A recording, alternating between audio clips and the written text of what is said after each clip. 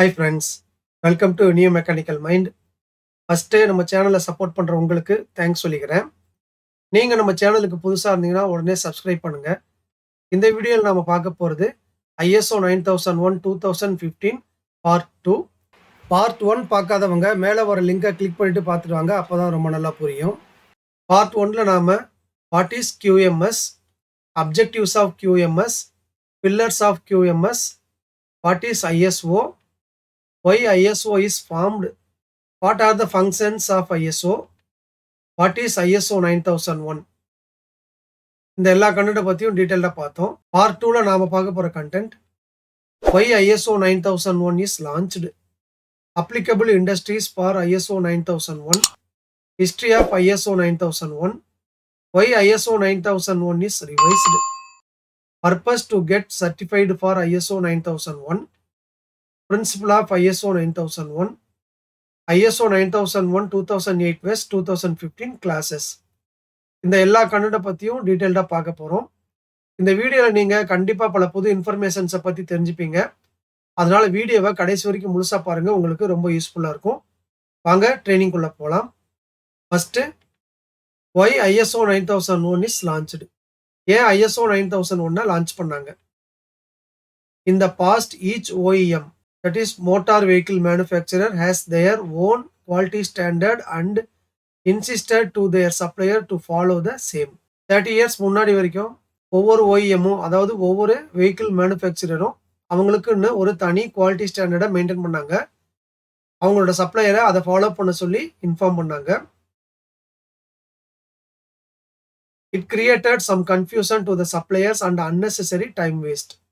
இந்த மாதிரி ஒவ்வொரு OEMமும் ஒவ்வொரு ஸ்டாண்டர்டை ஃபாலோ பண்ண சொன்னதுனால ஒரு சப்ளையர் நிறைய OEMக்கு சப்ளை பண்ணாங்கன்னா ஏகப்பட்ட ஸ்டாண்டர்டை ஃபாலோ பண்ண வேண்டியிருந்தது. அதனால அவங்களுக்கு ஏகப்பட்ட கன்ஃபியூஷனும் தேவையில்லாம டைமும் வேஸ்ட் ஆச்சு. To overcome this issue, ISO 9001 standard was launched by ISO for common quality management system across all countries. So இந்த ப்ராப்ளத்தை எல்லாம் சால்வ் பண்றதுக்காக ISO international organisation for standardisation என்ன பண்ணாங்கன்னா வேர்ல்டு வைடா ஒரே காமன் ஸ்டாண்டர்டை ஃபாலோ பண்றதுக்காக ISO 9000ங்கிற ஸ்டாண்டர்டை ப்ரிப்பேர் பண்ணி லான்ச் பண்ணாங்க. The standard will be agreed globally and help companies to buy and sell goods internationally. ஏற்கனவே பார்த்த மாதிரி இந்த ISO 9001 ஸ்டாண்டர்டை உலகம் முழுக்க அக்செப்ட் பண்ணுவாங்க. இந்த ஸ்டாண்டர்டை நாம ஃபாலோ பண்றது மூலமா உலகத்துல எந்த ஒரு கண்ட்ரிக்கும் நாம ப்ராடக்டை சேல்ஸ் பண்ண முடியும். அதே மாதிரி எந்த ஒரு கண்ட்ரில இருந்தும் நாம ப்ராடக்டை பர்ச்சேஸ் பண்ண முடியும். By following the suggestions of the standard, a company can assure that it offers high quality products and services. இந்த ISO 9001 ஸ்டாண்டர்டை பல கண்ட்ரீஸ்ல இருந்து ரெப்ரசன்டேட்டிவ் பார்ட்டிசிபேட் பண்ணி உருவாக்குனதுனால இந்த ஸ்டாண்டர்டை ஃபாலோ பண்றது மூலமா நம்மளோட ப்ராடக்ட் அண்ட் சர்வீஸ் வந்து ஹை குவாலிட்டியா இருக்கும். அதாவது இன்டர்நேஷனல் ஸ்டாண்டர்ட்ல இருக்கும். இந்த எல்லா ரீசனுக்காகவும் தான் ISO 9001 லான்ச் பண்ணாங்க. நெக்ஸ்ட் நாம பார்க்க போறது அப்ளிகபிள் இண்டஸ்ட்ரீஸ் ஃபார் ISO 9001. இப்போ சில பேருக்கு சந்தேகம் வரலாம், இந்த ISO 9001 எந்தெந்த இண்டஸ்ட்ரிகெல்லாம் அப்ளிகபிள், எந்தெந்த இண்டஸ்ட்ரிகெல்லாம் நாட் அப்ளிகபிள்ங்கிற அந்த டவுட் வரும். அதையும் பார்த்துடலாம். ISO 9001 quality management system is applicable for all organization of all type, size and sectors. இந்த ISO 9001 எல்லா வகையான கம்பெனிக்கும், அந்த கம்பெனி எந்த சைஸா இருந்தாலும் சரி, அதாவது லார்ஜ் ஸ்கேலா இருந்தாலும் சரி, மீடியம் ஸ்கேலா இருந்தாலும் சரி, ஸ்மால் ஸ்கேலா இருந்தாலும் சரி, அதே மாதிரி அது எந்த செக்டார்ல, எக்ஸாம்பிளுக்கு மெக்கானிக்கல், எலக்ட்ரிக்கல், சிவில், இந்த மாதிரி எந்த செக்டார்ல இருந்தாலும் அது எல்லாத்துக்குமே அப்ளிகபிள். எக்ஸாம்பிளுக்கு சில இண்டஸ்ட்ரீஸை நம்ம பார்க்கலாம். Automobile industry, automotive industry, home appliances industry, textile industry, medical industry, chemical industry, food industry etcetera. இந்த மாதிரி எல்லா வகையான இண்டஸ்ட்ரிக்குமே இது அப்ளிகபிள் தான். ஸோ யாராவது ISO 9001 எந்தெந்த இண்டஸ்ட்ரிக்கெல்லாம் அப்ளிகபிள்னு கேட்டாங்கன்னா பண்ண முடியும்னு சொல்லிருங்க. எல்லா இண்டஸ்ட்ரிக்குமே அப்ளிகபிள். ஓகே, இந்த ISO 9001 எல்லா வகையான இண்டஸ்ட்ரிக்கும் அப்ளிகபிள் நம்ம பார்த்துட்டோம். இதோட ஹிஸ்டரியை அடுத்து நம்ம பார்க்க போறோம். History of ISO 9001. ISO published the ISO 9001 standard in 1987 for quality assurance. With 20 elements in quality system requirements. ISO வந்து ஐஎஸ்ஓ 9001 1987ல தான் லான்ச் பண்றாங்க. அதாவது ஃபர்ஸ்ட் எடிஷன் ரிலீஸ் ஆனது 1987. குவாலிட்டி அஷூரன்ஸ்க்காக தான் ஃபர்ஸ்ட் இந்த ஐஎஸ்ஓ 9001 லான்ச் பண்ணாங்க. அதுல 20 எலிமெண்ட்ஸ் இருந்தது.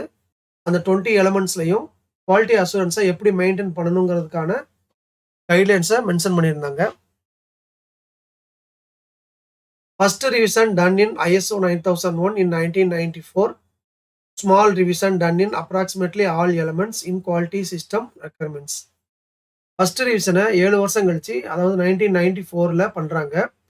எதுக்காக இந்த ரிவிஷன் நடக்குதுன்னா, அப்போதைய சிச்சுவேஷனுக்கு ஏத்த மாதிரி சில அப்டேட் வந்து தேவைப்பட்டது. அதனால அந்த 20 எலிமெண்ட்ஸ்ல மேக்ஸிமம் எல்லா எலிமெண்ட்ஸ்லயுமே சின்ன சின்ன கரெக்ஷன்ஸ் பண்ணி அதை 1994ல ரிலீஸ் பண்ணாங்க.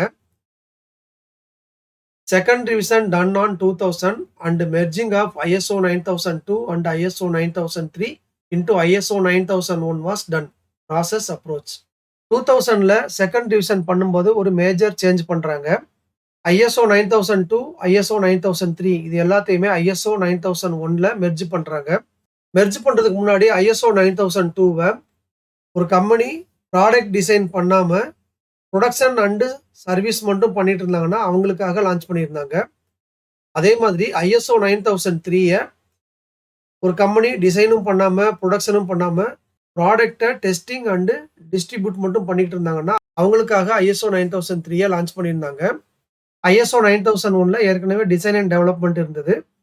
ISO 9002ல ப்ரொடக்ஷன் அண்ட் சர்வீஸ் இருக்கு. அதே மாதிரி ISO 9003ல டெஸ்டிங் அண்ட் டிஸ்ட்ரிபியூஷன் இருக்கு. ஸோ இது மூணுத்தையுமே சேர்த்து ஒரு ப்ராசஸ் அப்ரோச்சா, அதாவது டிசைன்ல இருந்து டெஸ்பேட்ச் வரைக்கும் ஒரு ப்ராசஸ் அப்ரோச்சா கிரியேட் பண்ணாங்க. இந்த ரிவிஷன்ல 20 எலிமெண்ட், அதாவது 20 கிளாஸா இருந்தது 8 கிளாஸா ரெடியூஸ் பண்ணாங்க. Third revision of ISO 9001 minor revision done in 2008. Third ரிவிஷனை 2008ல பண்ணும்போது தேவையான கிளாஸ்ல சின்ன சின்ன அப்டேட்டா பண்ணாங்க. Fourth revision done in 2015 and ISO 9001 requirements structure changed as per PDCA cycle.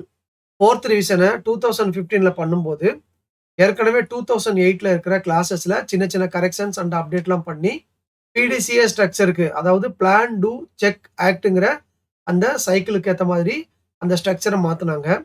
இந்த ISO 9001 2015 வெர்ஷன் தான் இப்போ கரண்ட்ல எல்லாருமே யூஸ் பண்ணிட்டு இருக்கோம். இதுதான் ஹிஸ்டரி ஆஃப் ISO 9001. அடுத்து நம்ம பார்க்க போறது why ISO 9001 is revised. ஏன் இந்த ISO 9001 ஸ்டாண்டர்டை ரிவைஸ் பண்ணிட்டே இருக்காங்க? நாம இதுக்கு முன்னாடி ஹிஸ்டரியில 4 தடவை ரிவைஸ் பண்ணியிருக்காங்கிறத பார்த்தோம். ஏன் இந்த மாதிரி அடிக்கடி ரிவைஸ் பண்ணிட்டே இருக்காங்க? அதுக்கான ரீசன் என்ன? All ISO standards are reviewed and revised regularly to make sure that they remain relevant to the marketplace. இந்த ISO 9001 ஸ்டாண்டர்டை மட்டும் இல்ல, எல்லா ISO ஸ்டாண்டர்டையும் ரெகுலரா ரிவ்யூ பண்ணி ரிவைஸ் பண்ணிட்டே இருக்காங்க. அப்பதான் அது வந்து அப்டேட்டடாகவும் கரண்ட் சிச்சுவேஷனுக்கு சூட்டபிளாகவும் இருக்கும். To adapt developments in knowledge and technologies. புது டெக்னாலஜியையும் நாலேஜையும் இந்த ISO 9001ல சேர்க்கறதுக்காகவும், to reduce diversity of ISO 9001 users. இந்த ISO 9001 பல கண்ட்ரில பல பேர் யூஸ் பண்ணும்போது சில சமயம் ஏதாவது டிஃபரன்சஸ் வரும், இல்ல ஏதாவது ஒரு ப்ராப்ளம் வரும். அந்த ப்ராப்ளத்தை solve பண்றதுக்காகவும் ISO 9001 is being updated to take into account the different challenges that businesses now face. வியாபாரம் பண்ணும்போது ஏற்படுற பலவிதமான சவால்களையும் இஷ்யூவையும் ஃபேஸ் பண்றதுக்கு ஏற்ற மாதிரியும் இந்த ISO 9001 அப்டேட் பண்ணுவாங்க. For example, increased globalization has changed the way we do business and organizations often operate more complex supply chains and there are increased expectations from customer. குளோபலைசேஷன்னால கம்பெனிஸ் ஃபாலோ பண்ணிட்டு இருந்த பழைய business method எல்லாம் புது மெத்தடா மாறி கொஞ்சம் complex ஆயிடுச்சு. அதே மாதிரி கஸ்டமரோட எக்ஸ்பெக்டேஷனும் ரொம்ப அதிகமாயிடுச்சு. இதையெல்லாம் ISO 9001ல இன்கார்பரேட் பண்ணணும். இது one of the example. ISO 9001 needs to reflect these changes in order to remain relevant to the marketplace. So இந்த மாதிரி நிறைய சேஞ்சஸ் வந்து அப்பப்போ நடந்துகிட்டே இருக்கும். ஏற்கனவே பார்த்த மாதிரி நாலேஜ் அண்ட் டெக்னாலஜிஸ்ல அப்டேட் வரும். அதே மாதிரி மார்க்கெட் பிளேஸ்ல ஏகப்பட்ட சேஞ்சஸ் நடக்கும். இந்த மாரி குளோபலைசேஷன் அண்ட் கஸ்டமர் எக்ஸ்பெக்டேஷன்ஸ்லாம் மாறும்போது, அந்த சேஞ்சஸையும் அப்டேட் பண்ணும்போது தான் ISO 9001 வந்து இப்ப இருக்கிற கரண்ட் சிச்சுவேஷனுக்கு சூட்டபிளா இருக்கும். இல்லைன்னா அப்சல்யூட் ஆயிரும். அதனால தான் அப்பப்போ இந்த ISO ஸ்டாண்டர்ட்ஸ் எல்லாத்தையுமே ரிவைஸ் பண்ணுவாங்க. ISO 9000 மட்டும் இல்லாம, ISO ஸ்டாண்டர்ட்ஸ் எல்லாத்தையும் ஏன் ரிவைஸ் பண்ணுவாங்கங்கிற ஒரு பேசிக் ஐடியா கிடைச்சிருக்கும். நெக்ஸ்ட் நாம பார்க்க போறது, purpose to get certified for ISO 9001. எதுக்காக ISO 9001 சர்டிஃபிகேட்ட நாம வாங்கணும்? Increased credibility and revenue. ஒரு கஸ்டமர் அவங்களுக்கு ப்ராடக்ட்ட சப்ளை பண்றதுக்காக ஒரு சப்ளையர சர்ச் பண்ணும்போது, ஒரு சப்ளையர் ISO 9000 சர்டிஃபிகேட்ட ஏற்கனவே வாங்கியிருந்தாங்கன்னா, அந்த சப்ளையருக்கு தான் ஃபர்ஸ்ட் பிரையாரிட்டி குடுப்பாங்க. அது மூலமா அந்த சப்ளையருக்கு ரெவென்யூ அதிகமாகும். அதாவது பிசினஸ் வந்து அதிகமாகும். Improved customer satisfaction. நாம ஏற்கனவே பார்த்த மாதிரி, இது ஒரு குளோபல் ஸ்டாண்டர்ட்ங்கிறதுனால, இந்த ஸ்டாண்டர்ட ஃபாலோ பண்ணி நாம ப்ரொடியூஸ் பண்ணும்போது, நம்ம கஸ்டமர்ஸ் வந்து சாட்டிஸ்ஃபை ஆயிடுவாங்க. Higher operating efficiency. ஸோ இந்த ஸ்டாண்டர்ட் மூலமா நமக்கு ரிஜெக்ஷன்ஸ் கம்மியாகிறதுனால, நம்மளோட ஆப்பரேட்டிங் எஃபிஷியன்சி அதிகமாகும். Improved decision making. இந்த ISO 9001 ஸ்டாண்டர்ட ஃபாலோ பண்றது மூலமா, நாம நெறைய ப்ரொசீஜர்ஸையும், இன்ஸ்ட்ரக்ஷன்ஸையும் பிரிப்பேர் பண்ணி வச்சிருப்போம். அது மூலமா நம்மளால ஈஸியா டிசிஷன எடுக்க முடியும். Greater employee engagement. இந்த ஸ்டாண்டர்ட் மூலமா குவாலிட்டியும், புரொடக்ஷனும், கஸ்டமர் சாட்டிஸ்ஃபேக்ஷனும் இம்ப்ரூவ் ஆகுறதுனால, எம்ப்ளாயியும் நல்லா என்கேஜ்டா ஒர்க் பண்ணுவாங்க. Better process integration. இந்த ஸ்டாண்டர்ட ஃபாலோ பண்ணும்போது, நாம எல்லா ஃபங்ஷனுக்கும், எல்லா ஆக்டிவிட்டிக்கும் ப்ராசஸ் ஃப்ளோ போட்டிருப்போம். அதனால ஒவ்வொரு ப்ராசஸும் எப்படி ஃப்ளோ ஆகுது, அதோட இன்டகிரேஷன் என்னங்கிறத பத்தி நமக்கு டீட்டெயில்டா புரியும். எ கன்டினியூயஸ் இம்ப்ரூவ்மென்ட் கல்ச்சர். இந்த ISO 9001 ஸ்டாண்டர்ட் PDCA பிரின்சிபல ஃபாலோ பண்றதுனால, கம்பெனில கன்டினியூயஸ் இம்ப்ரூவ்மென்ட் கல்ச்சர் ஆட்டோமேட்டிக்காவே வந்துரும். Better supplier improvement. இதுல சப்ளையர் இம்ப்ரூவ்மென்ட்டையும் ஃபோக்கஸ் பண்றதுனால, நம்மளோட சப்ளையர் வந்து சீக்கிரம் இம்ப்ரூவ் ஆவாங்க. அவங்களோட இம்ப்ரூவ்மென்ட்டும் நல்லா இருக்கும். Reduction in loss and increase in profit. அல்டிமேட்டா கம்பெனில லாஸ் வந்து ரெடியூஸ் ஆயி, ப்ராஃபிட் வந்து இன்கிரீஸ் ஆயிரும். இந்த எல்லா பர்ப்பஸ்க்காகவும் ஒரு கம்பெனி ISO 9001 சர்டிஃபிகேட்ட வாங்குறது ரொம்ப ரொம்ப இம்பார்ட்டன்ட். அடுத்து நம்ம பார்க்க போறது, principle of ISO 9001. ISO 9001 PDCA பிரின்சிபிள யூஸ் பண்ணுதுங்கிறத நாம ஏற்கனவே பார்த்துட்டோம். அத பத்தி இன்னும் கொஞ்சம் டீட்டெயில்டா பார்ப்போம். PDCAனா பிளான், டூ, செக், ஆக்ட். இத பத்தி நாம ஏற்கனவே நம்ம வீடியோஸ்ல நெறைய பார்த்திருக்கோம். பிளான்னா ஒரு ஆக்டிவிட்டிய பிளான் பண்றது. அதாவது என்ன ஆக்டிவிட்டி பண்ண போறோம், எப்படி பண்ண போறோங்கிறத பிளான் பண்றது தான் plan. Do, do what was planned. நாம என்ன ஆக்டிவிட்டிய பிளான் பண்ணோமோ, அத எப்படி பண்ணணும்னு பிளான் பண்ணோமோ, அதே மாதிரி அத பண்றது. Check, did things happen according to plan. அந்த மாரி ஆக்டிவிட்டிய பண்ணிட்டு இருக்கும்போது, ஆக்டிவிட்டி நடக்கும்போதே அப்பப்போ அந்த ஆக்டிவிட்டி கரெக்ட்டா பிளானுக்கு ஏத்த மாரி தான் போயிட்டு இருக்கா இல்லையாங்கிறத நாம செக் பண்ணணும். Act, how to improve next time. சில சமயம் நாம பண்ற ஆக்டிவிட்டி நம்ம டார்கெட்ட மீட் பண்ணாது. அதாவது டார்கெட்குள்ள முடிக்க முடியாம போயிரலாம். அதையெல்லாம் ஒரு லெசனா வச்சுக்கிட்டு, மறுபடியும் அந்த ஆக்டிவிட்டிய இல்ல அதே மாதிரி ஆக்டிவிட்டிய டார்கெட்குள்ள முடிக்கிறதுக்கு என்னென்ன பண்ணணுங்கிற இம்ப்ரூவ்மென்ட் ஆக்ஷன் எடுக்கிறது தான் ஆக்ட். இந்த சைக்கிள் வந்து ரொட்டேட் ஆயிட்டே இருக்கும். ஸோ இத தான் PDCA சைக்கிள்னு சொல்லுவாங்க. இது வந்து ISO 9001ஓட ப்ராசஸ் ஃப்ளோ. இதுல இன்புட்ஸ்க்கு ஏத்த மாதிரி, அதாவது organisation and its contexts, customer requirements, needs and expectations of relevant interested parties. இதெல்லாம் கிளாஸ் 4. இந்த கிளாஸ் 4 எல்லாம் இன்புட்டா வச்சு, லீடர்ஷிப் அண்ட் பிளான். இது மூலமா ஆக்டிவிட்டிய பிளான் பண்ணி, சப்போர்ட் அண்ட் ஆப்பரேஷன் கிளாஸ் மூலமா எக்ஸிக்யூட் பண்ணி, பெர்ஃபார்மன்ஸ் எவாலுயேஷன் கிளாஸ் மூலமா எவாலுயேட் பண்ணி, அப்சர்வ் பண்ற கேப்ஸ் எல்லாத்தையும் இம்ப்ரூவ்மென்ட் கிளாஸ் மூலமா ஃபர்தரா எப்படி இம்ப்ரூவ்மென்ட் பண்ணலாங்கிற ஆக்டிவிட்டிய ஃபாலோ பண்ணுவாங்க. ஸோ இதுதான் பிளான், டூ, செக், ஆக்ட்ங்கிற சைக்கிள். இந்த பிரின்சிபல தான் ISO 9001ல ஃபாலோ பண்றாங்க. இது மூலமா கிடைக்கிற அவுட்புட், அதாவது ரிசல்ட் ஆஃப் த QMS வந்து customer satisfaction, quality product and services. இப்போ உங்களுக்கு ISO 9001 PDCA பிரின்சிபல பத்தி ஒரு ஐடியா கிடைச்சிருக்கும். அடுத்து நாம பார்க்க போறது ISO 9001 2008 vs 2015 classes. ISO 9001ல வெர்ஷன் 2008 அண்ட் 2015ல இருக்கிற கிளாஸஸ்ல என்னென்ன டிஃபரன்ஸ் இருக்குங்கிறத பத்தி பார்க்க போறோம். இதுதான் 2008லயும் 2015லயும் இருக்கிற கிளாஸஸ். லெஃப்ட் சைடுல 2008 வெர்ஷன்ல இருக்கிற கிளாஸஸ், ரைட் சைடுல 2015 வெர்ஷன்ல இருக்கிற கிளாஸஸ். இந்த ரெண்டு வெர்ஷன்லயுமே ஃபர்ஸ்ட் 3 கிளாஸ் வரைக்கும் எந்த ஒரு சேஞ்சஸும் கிடையாது. ஆனா 4வது கிளாஸ்ல இருந்து சேஞ்சஸ் ஸ்டார்ட் ஆகுது. 2008ல மொத்தம் 8 கிளாஸ் தான். 2015ல அத 10 கிளாஸா மாத்திருக்காங்க. 2008ல இருந்த quality management system clause context of the ஆர்கனைசேஷனா மாறிடுச்சு. 5வது clause management responsibility, leadership and planning சொல்லி தனித்தனியா பிரிஞ்சிருச்சு. ரிசோர்ஸ் மேனேஜ்மெண்ட் சப்போர்ட்டா மாறிடுச்சு. ப்ராடக்ட் ரியலைசேஷன் ஆபரேஷனா கன்வெர்ட் ஆயிடுச்சு. மெஷர்மெண்ட் அனாலிசிஸ் அண்ட் இம்ப்ரூவ்மெண்ட்டா இருந்தது. பெர்ஃபார்மன்ஸ் எவாலுவேஷன் அண்ட் இம்ப்ரூவ்மெண்ட்டா பிரிஞ்சிருச்சு. இதுதான் ISO 9001 2008 வெர்ஷனுக்கும் 2015 வெர்ஷனுக்கும் கிளாஸஸ்ல இருக்கிற டிஃபரன்சஸ். இப்போ உங்களுக்கு இந்த ரெண்டு வெர்ஷன்ஸ்க்கும் இருக்கிற டிஃபரன்ஸை பத்தி ஒரு ஐடியா கிடைச்சிருக்கும்.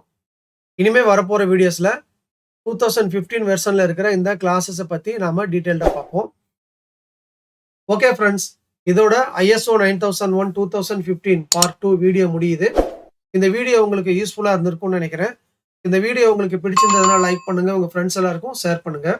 உங்க லைக்ஸ் தான் அடுத்த வீடியோவை இமிடியேட்டா போறதுக்கு மோட்டிவேஷனா இருக்கும். இதுவரைக்கும் நம்ம சேனலை சப்ஸ்கிரைப் பண்ணாதவங்க உடனே சப்ஸ்கிரைப் பண்ணுங்க. கூடவே பெல் ஐக்கான் பட்டனையும் பிரஸ் பண்ணி வச்சுக்கோங்க. அப்பதான் அடுத்த வீடியோவை அப்லோட் பண்ணும்போது உங்களுக்கு நோட்டிபிகேஷன்ல உடனே வரும். உங்களுக்கு டவுட்ஸ் இல்ல கமெண்ட்ஸ் ஏதாவது இருந்ததுன்னா அதை கமெண்ட் செக்ஷன்ல போடுங்க. ஓகே, இப்போ நாம கொஸ்டின் செக்மெண்ட்டுக்கு வருவோம். போன வீடியோவில் நம்ம கேட்ட question, name the questions in 5W and 1H method. இதுக்கான சரியான answer what, where, when, who, why, how. இதுதான் சரியான ஆன்சர். இந்த வீடியோக்கான question, what is the previous version of IATF 16949 2016. இப்போ இருக்கிற IATF 16949 2016ஓட ப்ரீவியஸ் வெர்ஷன் என்ன? ஆன்சர் தெரிஞ்சவங்க கமெண்ட் பாக்ஸ்ல உடனே கமெண்ட் பண்ணுங்க. மறுபடியும் அடுத்த வீடியோல மீட் பண்ணலாம். தேங்க்யூ.